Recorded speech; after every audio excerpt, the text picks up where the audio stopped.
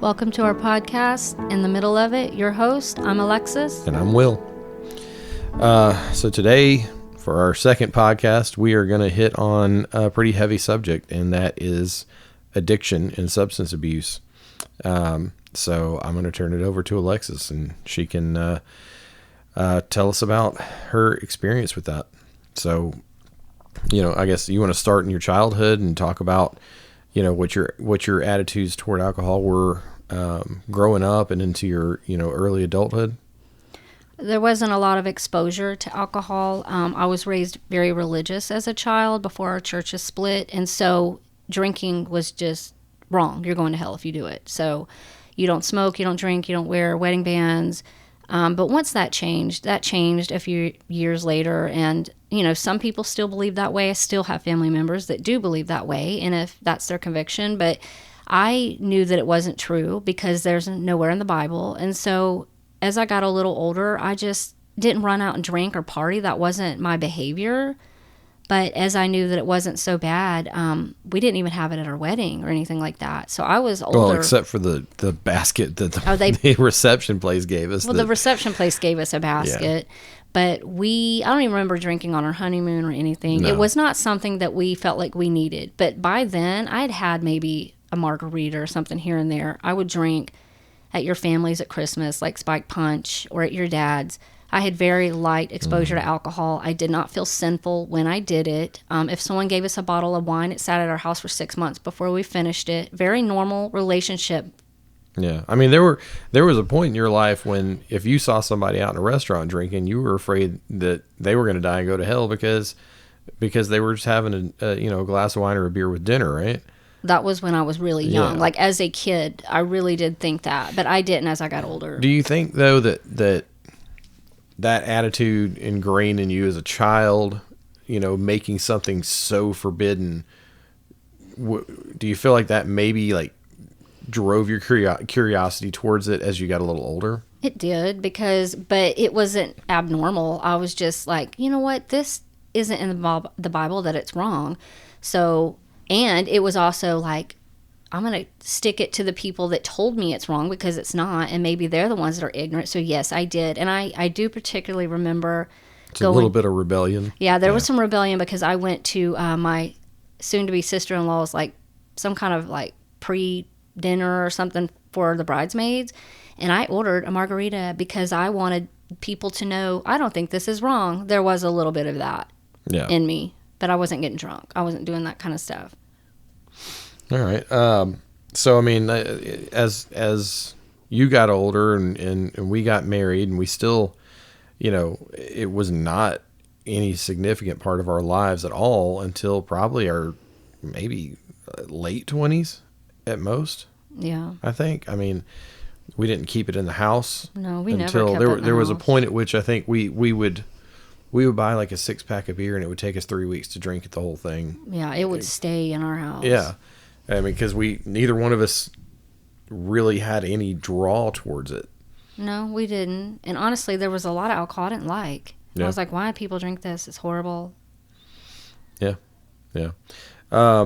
So, let's get into, when did your attitude change? I mean, what led to that change? I mean, I know, like I said, we probably did start exploring a little bit more with different types of things, but again, it was still for a very long time very occasional, very casual at most. I think for us, we also hung out with people who didn't drink, and that made it easier to not even care about it. Yeah. We hung out with family, like my family mostly, and church friends, and they didn't drink, and there was no reason to think about it.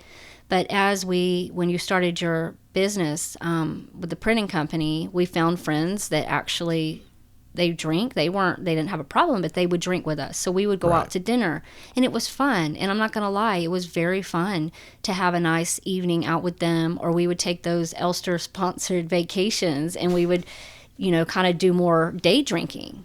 And it was like, oh, this is nice. It makes going down to the pool and like dealing with these kids crying because we have little babies so much easier. And so our exposure increased during that time because we actually had people that would do it with us. Yeah. But eventually it started to evolve and creep in a little bit more even after that. I mean, what led you to make it a more regularly consumed part of your life? Well, at this point, I was not doing it often, but I was doing it enough to know how it can make you feel. And it can relax you and it can soothe you and all these little things that it can help you in areas, your sexual life. Like I started having struggles with our, schedules, you working a lot, and I felt lonely. And I started feeling like familiar symptoms because of my mental health. I started feeling familiar behaviors that I was having, just depressed like feelings. So I was visiting with my doctor, and he mentioned, you just had a child not that long ago. You seem to have PMDD because What is that? If that's a it's feminine a thing, I have no idea. some type of premenstrual disorder. And I didn't even know that he was going to diagnose me with that. But when it's your OBGYN, they learn to know your chemistry, and they just delivered your baby. So they know how to recognize it. I still don't know. But he said that all of my symptoms and everything he was seeing at my appointments was leading to that. And he highly encouraged more medication, which would be like the SSRI. And I had been on SSRI before, and I was terrified of that. And you didn't like the side effects and weight the gain. weight gain, yeah. And zombie-like feelings. So I thought, man, I do need to go on this because it probably would help me. But I was not going to do that. Right.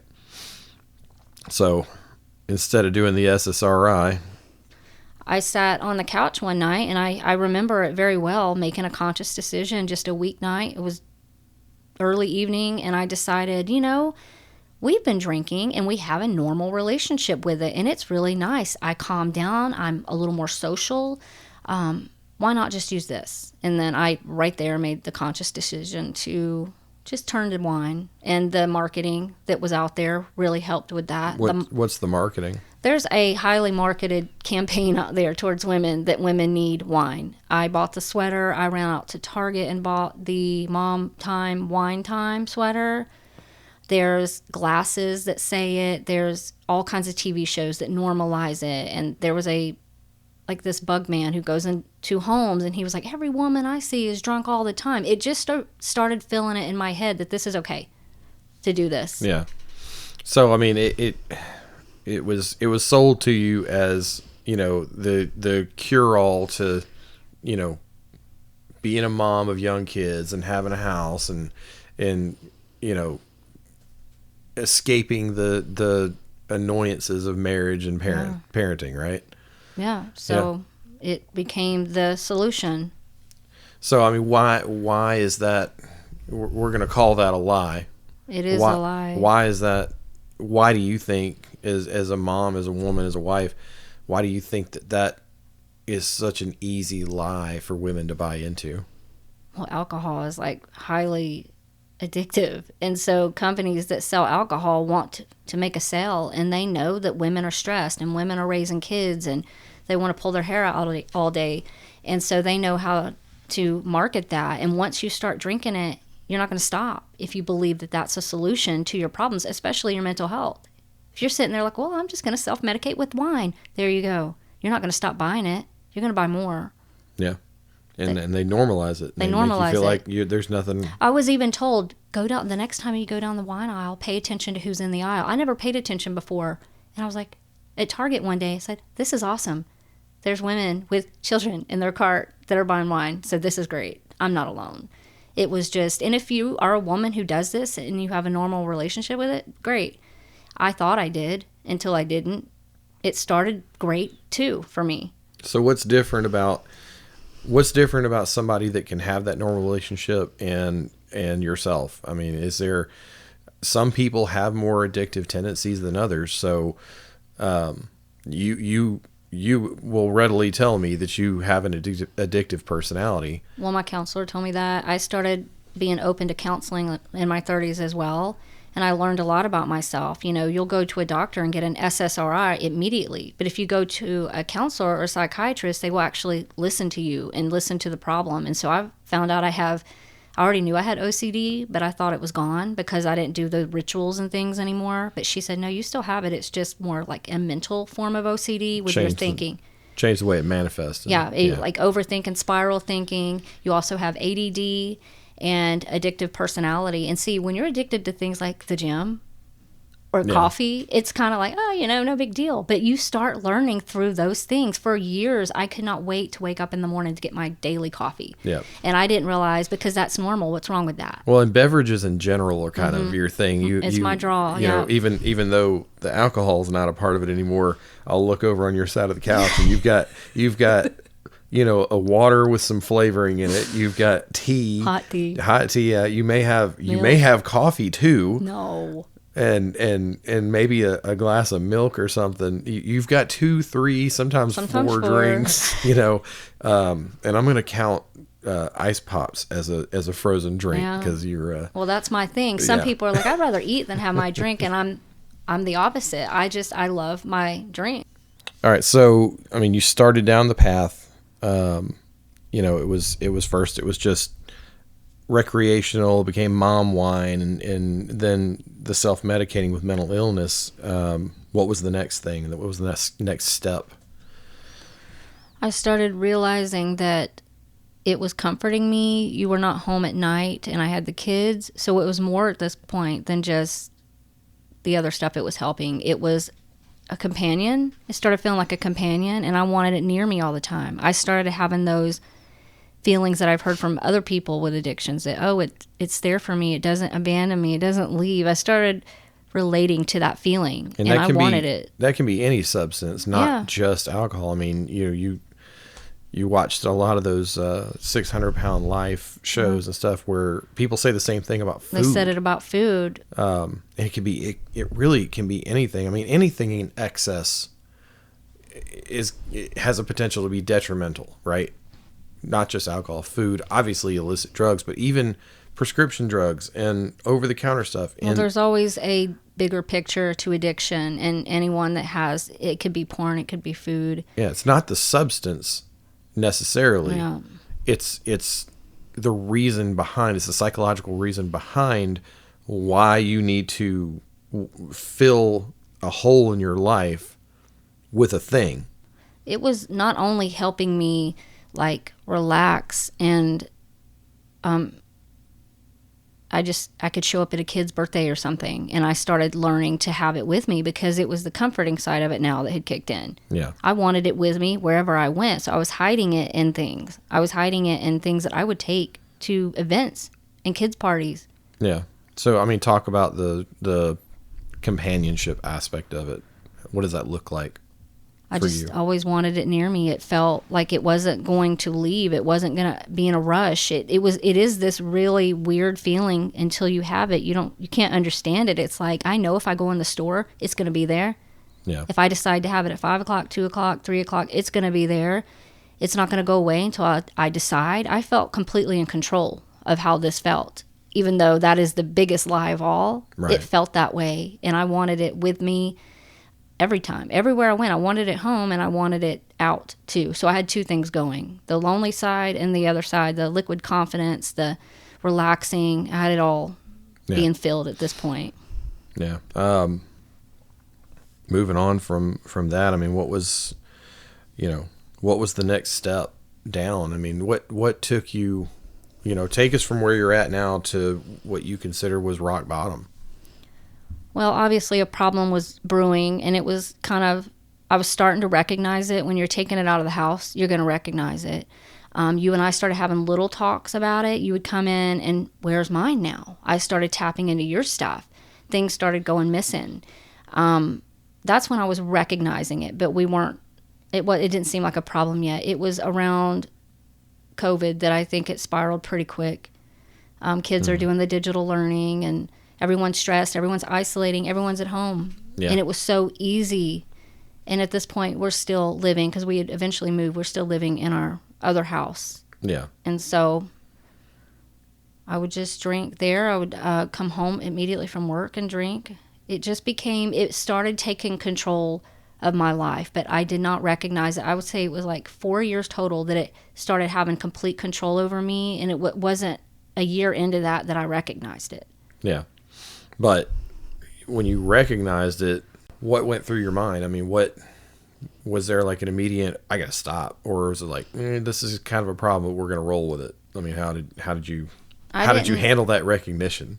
I didn't want to stop because in the beginning I was just drinking wine, and then it was 1, 2, 3, 4, or 5 glasses of wine, and then I started gaining that weight I was afraid of.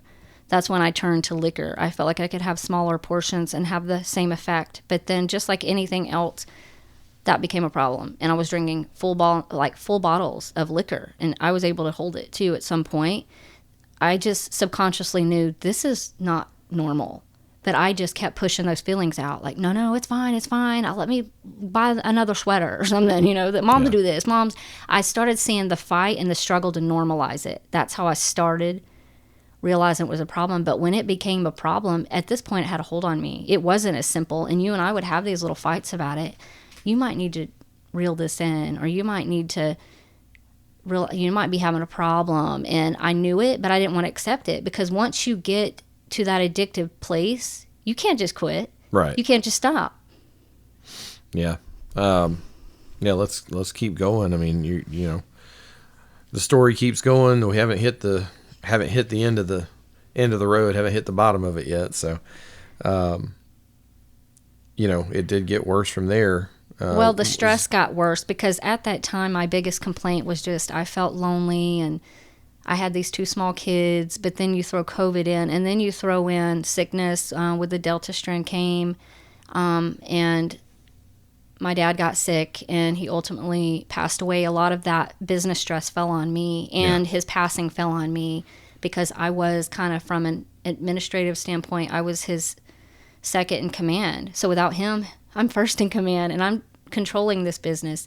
So at that point, you're left with dealing with the fallout from losing a parent, having to have a hand in planning funerals, having to close a business down that's actually still operating. It was still operating. Close out jobs had, and then close it down after the jobs ended. We had contracts that were still in swing, and we had permission to obviously finish them out. They were already permitted. It's just not a natural feeling to go back to work and sit across a desk from your dad that's no longer there. And so what I started doing is drinking while I was at work now, because I couldn't handle it. Right. I moved my desk downstairs, and I thought maybe that would keep me from drinking. No, I would drink down there too. And we had moved in with my mom during this time because we sold our house. We were not really listening to God. This kind of is part of the, broken part of our marriage, broken to united, where we were not relying on him and praying enough about what his plan was. So we ended up moving in with my mom, and that was very hard because I didn't have a place to decompress. I didn't have a place to grieve as me. And so I started drinking more, and this is where I started recognizing I was hiding it, and that's when it becomes this bigger monster. And then this is when all the problems started kicking in, where I started doing things that were unnatural. I did, when my dad was in the hospital, they were keeping people away from... Yeah, they wouldn't let anybody in to visit. Nobody could get in, and I think the stress had come to a head with me, and I did get arrested at the hospital one day. And even though everyone was like, that's awesome, you were fighting for your dad, I absolutely was, but I was drinking. On my paper it said public drunkenness, because that is what it was. So that was the first thing that really had happened, other than I had gotten behind the wheel a couple times with my kids, and I absolutely am disgusted that happened. But this stuff was starting to happen now. I was starting to have consequences and hiding it. I would go home. What I called home was back at my mom's. And so not only do I have no space anymore, I have no job, basically. We're closing down at this point. It's kind of coming to an end. And we really, we moved in with your mom to help her transition into widowhood. Yeah. So that she wouldn't be alone in that house.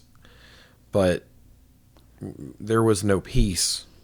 There was no peace for us there, and with you already using a substance to coping with not having any peace, not having any space, you just fell harder into it, right? Well, it's my mom's place, and the way that she's grieving as a husband, and I'm grieving a dad. We're grieving the same person, but different. Sure, in different ways. And you just need your own space. So it's not that, my mom was doing anything wrong. It was just the way that she coped was she liked company. She liked her kids coming over. And it's not that I didn't like my brothers and sisters or anything being over. I just felt like I'm completely different in that way. I need space and I need to decompress kind of alone. And I just didn't have that. You couldn't do it. So I would go out and buy constantly throughout the day. At this point, the business was closing in and I had nothing but time on my hands.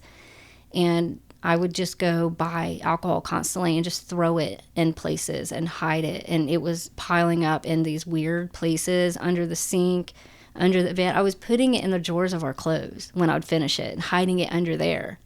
And I would go do a little like, oh, it's getting full now. And I would fill up 3 bags full of alcohol. Yeah. And at this point, it's like, yeah, I know I have a problem. I have a bad problem. And I'm not anywhere near slowing down because I didn't feel like I could. That's part of the alcohol problem is you can't just stop. Oh, you know what this is? I should stop. And you stop. It's not that simple at this point. It might even medically not be okay to just stop when you're drinking like that all day. So what was the turnaround? What was the catalyst that really made you decide that you have to stop doing this? I mean, I started making a lot of mistakes, and I won't go into details of all the mistakes I made, but I could fill up a couple pages of things that I had done at this point. It was controlling my life, and I was living a version of me that I never knew. So I knew it was alcohol induced, whereas I take responsibility for my actions. I was doing a lot of things. I was entertaining things that I shouldn't entertain. I was scared because I started seeing the expression on your face, and it was, you were not tolerating it anymore. I think you were exhausted because how was this affecting you? How now I'm drinking all the time and I'm a mess all the time. The kids would call you from the pool and say, Mom's acting weird, and you knew what that meant, and you had to come home and deal with that. I don't know. Maybe they knew what was happening, or maybe they weren't completely clued in. But I knew when they would call and say, Mom's not acting right. Maybe she doesn't feel good. I don't know. I know what it is. And, from my perspective, there are a lot of different things I could have done differently. And if I could, I'll take a few minutes here to just talk to spouses of people that are dealing with addiction. If you're in the middle of it or you've been through it, not in the middle of it because that's our title. But if you're, you could have just went with that. I could have, and I ruined it. I could have just let it be. But I mean, if you're right in the throes of dealing with that, or you're somebody that's come out of it like we have on the other side,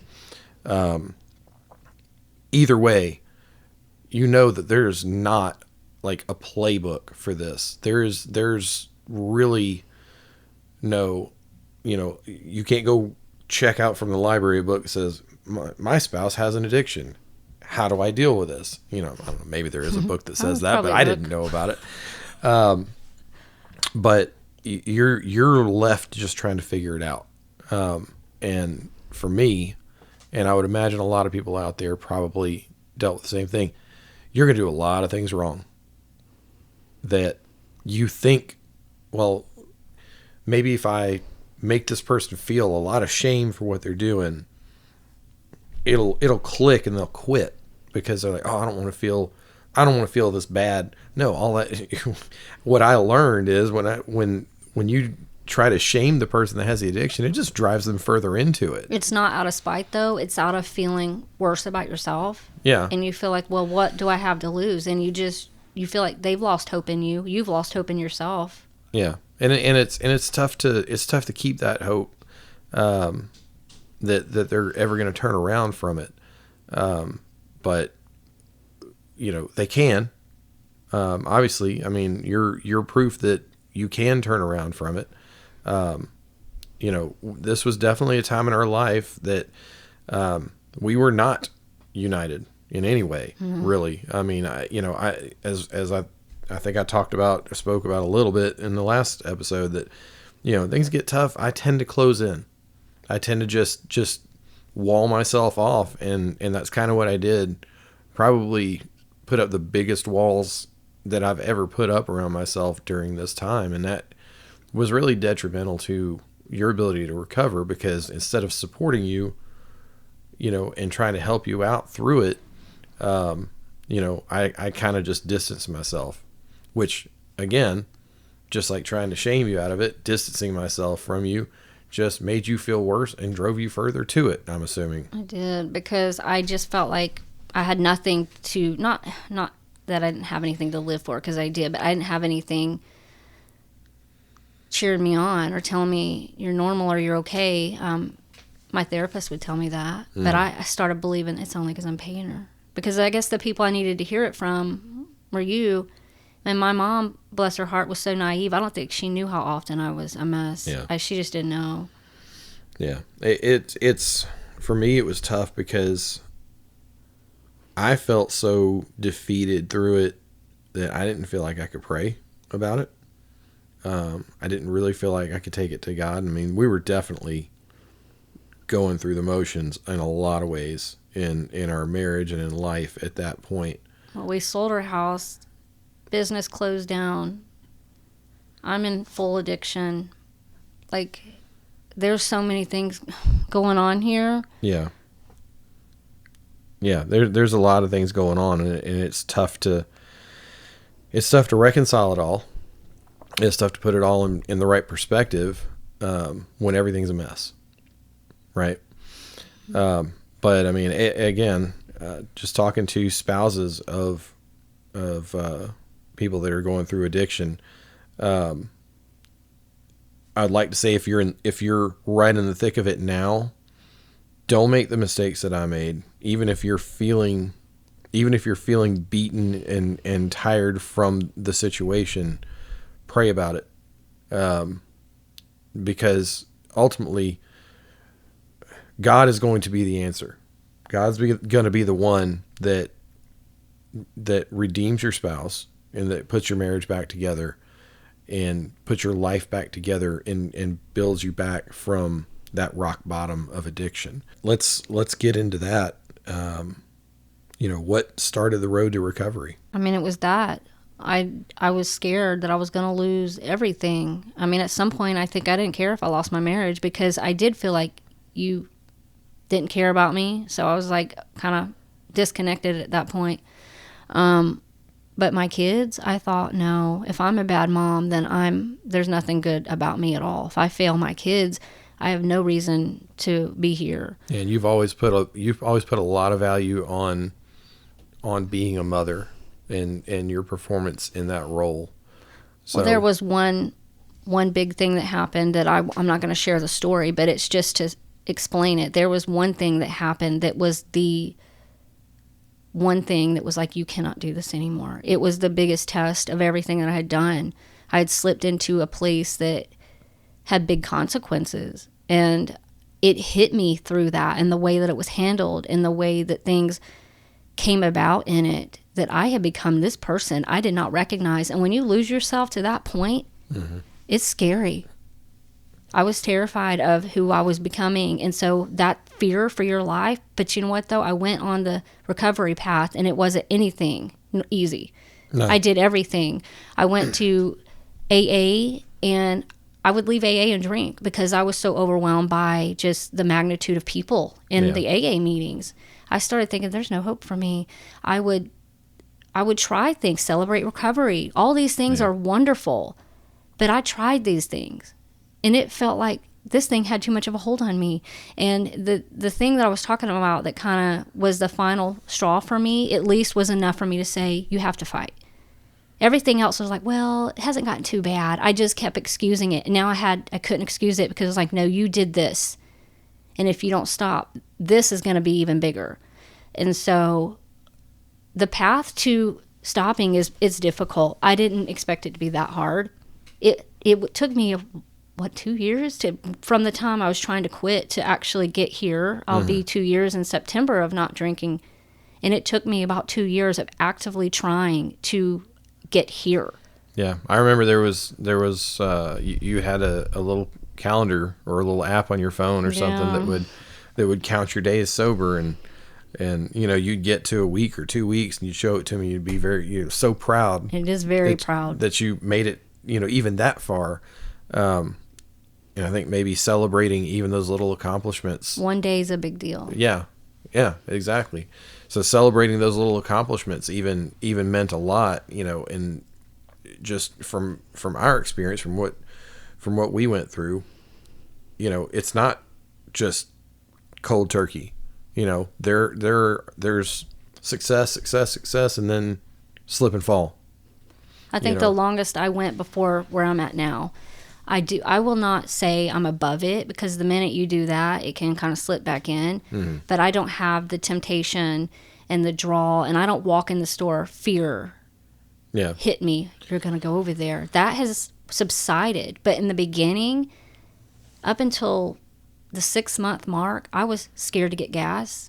Yeah. I was scared to go to the store, because it's available. Alcohol is available everywhere. Yeah.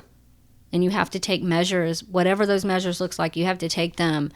And I still can't tell you exactly how I finally was just stopped and didn't turn back. I don't know what final day that it was like that I just stuck it out, and I'm here. Yeah. What was the day? What was the thing that made the last day the last day? I thought about writing a book that said day one again, because how many day ones I had. So Sure. you can have so many day ones where you either get it or you die, and you don't want to die. Yeah.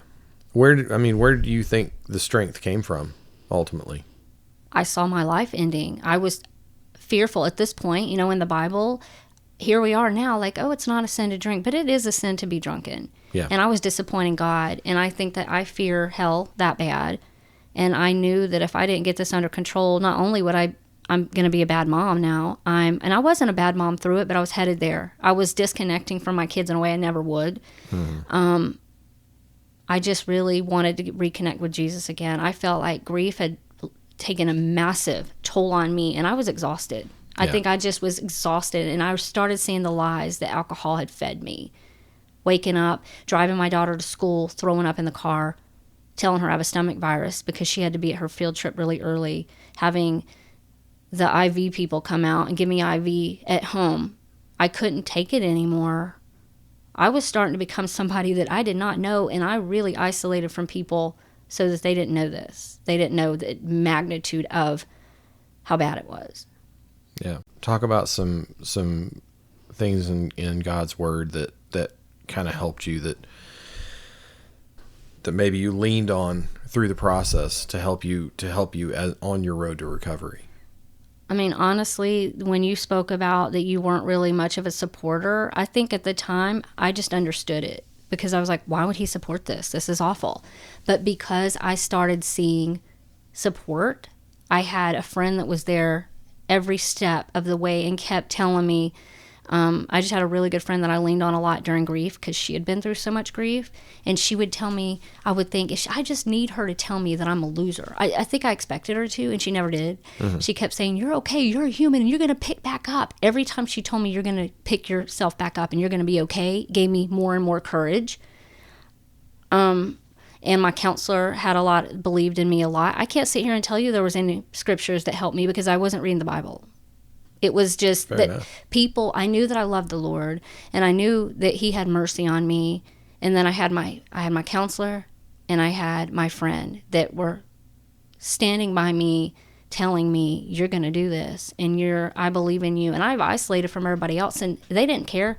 I don't think many people made an effort to, I even reached out to some people that I thought they're basically family to me. Mm-hmm. I would be out drunk somewhere, and they didn't come to me. And I'm going to tell you, I can forgive that, but don't ever do that, because that hurts. People look at you and they see you as someone to call. And I started believing my alcohol at this point.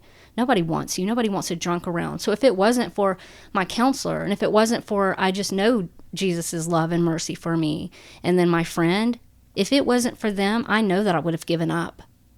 They are the ones that helped me see I can do it when I didn't think I could do it. Yeah. What would you say to somebody that might be listening to us that's dealing with this right now? It just feels like you're maybe in the thick of it. And I can say one of the girls that led me to AA was 6 months sober when she led me there. And I thought, if I can just get where you are. And I ran into this girl recently because she works at one of the schools I was at. and she had relapsed, and she's lost her marriage and custody of her children.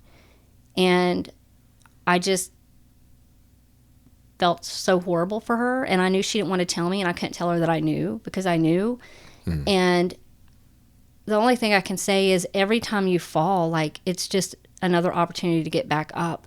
And that is a lie. The marketing of the mom juice is a complete lie. Do not fall for it. You do not need wine to cope. You need to pick the Bible up is what you need to do, because I wish that's what I had done more. That's part of the spiritual immaturity that I had. And I wish I had done that more. As far as the help that you may need, obviously AA works. They have the 12-step program. If you need that kind of support, you can just go to aameeting.net, and it will give you even virtual meetings if you feel like you can't go in. And then celebraterecovery.com is a faith-based one, and it does not just cover alcohol. A whole list here: porn, alcohol, anxiety, grief, gambling, people-pleasing, abuse. So just go to their website, and you can find a church probably in your area to help with that as well. So any final thoughts? I mean, I know you said it's September that you'll be celebrating 2 years. To that person that's at that 6-month mark and they're struggling, what would you say to them? You can do it. You want to. You already recognize it. So you've already started the process. And every time you fall doesn't make you a failure. And if you need just one person in your corner, well, you've got Jesus, because he's always in your corner. He doesn't leave you or forsake you. All you have to do is call out to him. And I really wish I'd done that more. But find a meeting in your area. You can walk into a meeting at any given point and they will accept you. That's something I learned. You don't have to sign up. You don't have to do anything. Find a church. Find a friend. Just find somebody that's in your corner, because if you're surrounded by people that are telling you you won't make it, or you're a loser, or just making it worse, you need to find somebody. And a sponsor is a good thing. I would like to think that I could get to a point, I think I might be at a point where I could be a sponsor, because those people have been through it. They walked through your shoes, and they are going to have your back. And you can find a sponsor typically at an AA meeting or at your church. I had an old pastor meet with me. He didn't have an alcohol problem. He would sit and talk with me in our meetings for 2 hours, and he would tell me, you're such a good person to talk to. You're a good person. And I was waiting on him to tell me that I'm a failure and I'm a loser, because I think that's what Satan wanted me to keep believing. And so all you really need is somebody like that to tell you you're human. Yeah. And you fell into this for whatever reason. It doesn't even matter. But the fact that you recognize it, that's enough. That's enough. And you're already doing a good job. You're already winning by doing that. Yeah. And to that, I'll say to the spouses and loved ones that are going through this as well, have grace for your loved one. Have grace for that person. Understand that it's not something they can just turn off like a switch, and that they need you to be one of those support people in their life. Your reaction to the situation can have a positive or negative effect depending on which route you choose to go. And I wish that I had much, much, much sooner I know it decided to extend grace to you, Alexis. But it was hard to recognize. So I do hope they hear you, because Yeah. in the thick of seeing your wife drunk all the time, Oh, yeah. how can you not be angry? But you're right. If you just change the way you handle it, it makes the world of difference for that person. And grab your loved one and pray over them. Even if you come home and find them, right in the midst of the addiction, come home, grab them, pray. Speak Jesus over Speak them. Jesus over them. Even pray through your anger and your frustration that you might be feeling. I can't stress enough. Had I done that earlier on, I feel like the situation could have, God could have moved and resolved the situation a lot faster than he did, because we weren't turning to him when we should have been. Ultimately, God will use that situation in your life, Alexis, to further his kingdom and for his glory. I think just you sharing it even now is maybe a big start of that. But yeah, spouses and loved ones, grab your person and You can pray. email me if you want to talk about it, because that is what I want. I want people to know that I am here. I have been in the pit with where you are. And so, do you remember our email address? And I believe it's in the middle of it, 2026@gmail.com. That's I will right. make sure that I get that right. Yep. And if that's not right, we'll have that posted. We just got that email, so that's why. So I'm sorry. We're new. Right. Yep. Yes, we have no idea what In we're the doing. middle of it, 2026@gmail.com. I'm almost certain. Yep. Hit me up. Send me anything. I will not share it. Yep. We want to cover our listeners with prayer. So, do you feel comfortable leading a prayer? Or would you like me to do it?